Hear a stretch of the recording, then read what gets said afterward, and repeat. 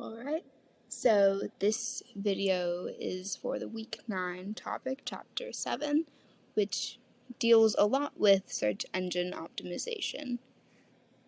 And just to serve as a little overview of the whole chapter, the chapter itself serves to help teach the reader the basic principles of content creation and distribution via blogs and sites, as well as informing us on how our content can be framed in a manner that will benefit from search engine and social media optimization. Through the chapter, we learn that because consumers use search engines so often to find information online, using search engine optimization to improve search engine rankings is vital. And this might sound like a lot of jargon right now, but I'll get into it a bit. A bit of a disclaimer, I think that the chapter overall deals with search engine optimization as a topic, but it taps into a lot of other definitions that, of course, you've done the reading, so you'll see, but within the frame of this presentation and just doing search engine optimization, I couldn't help but tap into a little bit of those things. So if you're seeing this before you read the chapter, it'll make a lot more sense within the context of the chapter. But hopefully this is a good bite-sized way to take it all in. So it might be helpful to first of all talk about what is search engine optimization. So it is also known as SEO, or at least the chapter refers to it as such throughout the whole time. Search engine optimization is the process of modifying content, site characteristics, and content connections to achieve improved search engine rankings. In short, it's all about increasing the prominence of a site on search lists. It differs from social media optimization, though, so let's not confuse it with SMO, and that is a process that makes it more likely for content on a specific site to be more visible and linkable in online communities. The next slide, this is just the type of optimizations that are discussed in the books. I think this is a table from the book. If you would like to take a picture of it now, you totally could, but I think that this does a better job of explaining what it is that these optimizations actually do. And it was definitely a helpful reference for me while I was reading, just to remember, keep track.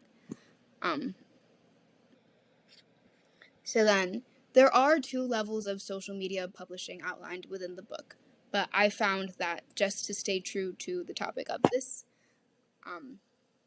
presentation, we should deal most with the first level of social media publishing.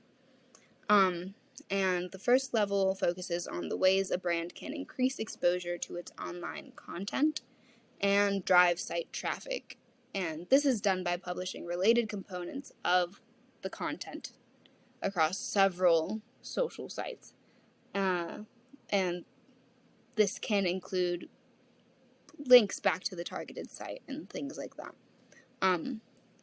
It's at this point in the first level that the brand can use search engine optimization to improve how its content is listed in response to search queries. And these listings are crucial since most people, when you're going to type in something into Google, you're only really going to be concerned about the first few results that you're getting. So if I'm writing an article about the Willow Project, let's say, I'm going to lean more towards the articles that are at the top of the page, usually because they're newer or they're more relevant to the topic, or they, whatever reason that I'm finding. This using the search engine and being able to stay on top of it and such, it's become a lot harder in recent years because of factors like secret algorithms, such as Google's algorithm, that constantly shifts. So we never know what's going to be at the top of a search list. It's not like TikTok, for example, where we know that a bunch of random people are just picking whatever their favorite videos are, and they're just making those the top videos that will most likely be featured on your For You page. So we don't know what's going on, but we're still always trying to be at the top of the search list because that is what attracts the most people. Also, once we do attract more people, we're interested in that for two reasons mainly. So conversion, which means that there's more of a possibility that the sponsor will benefit from the person actually making a purchase. So conversion is the buyer, or the viewer turns into the buyer. And the second reason is ad revenue. So more eyes on a site means more advertising revenue.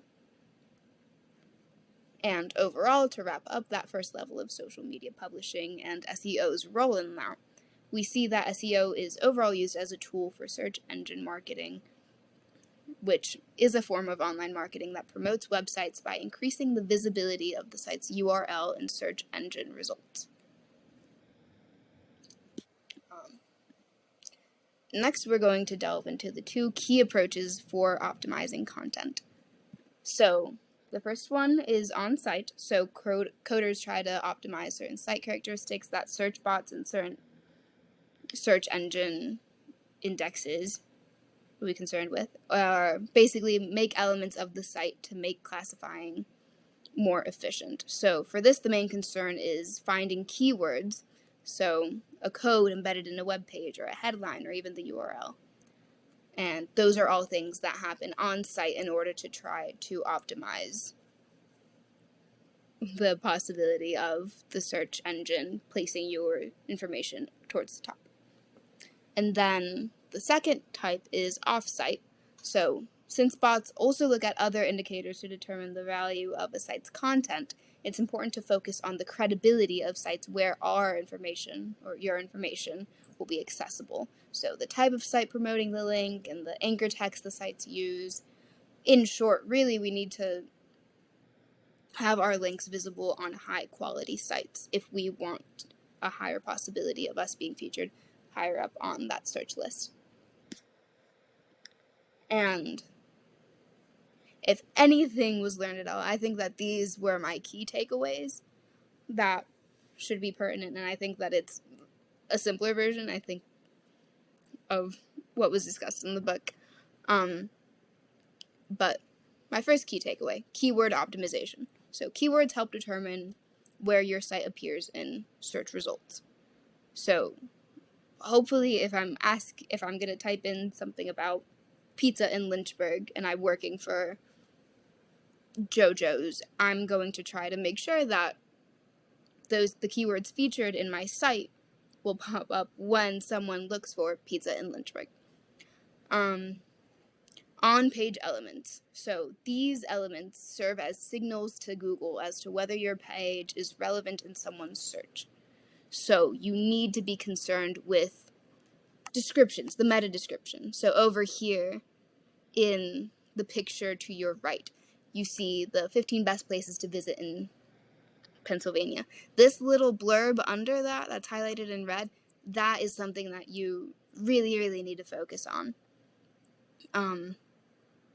We also see just keywords in the title. You should be concerned about what is the first thing that your reader is going to be viewing. Then we have the URL. Obviously, you don't want to mess with it too much because you ultimately want everyone to have an easier time going back to your site. Be concerned about the back end, so speed up your site, make it mobile friendly. Also have user-friendly pages. The type of content that you're posting, whether it's blogs or photos or videos, just make sure that it's good quality and it's the best of the best so that other people will want to share.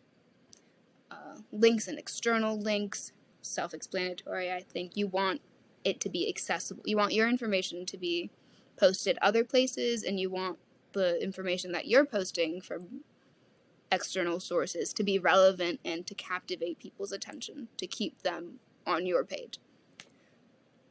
Analyzing competition. It's always helpful to just be looking at other sites and what they're doing, what works, what doesn't work, and incorporate, don't copy and paste, but work off what you know, what is proven. Don't reinvent the wheel. And where you do see that things might not be going so well, don't do that. Straight up.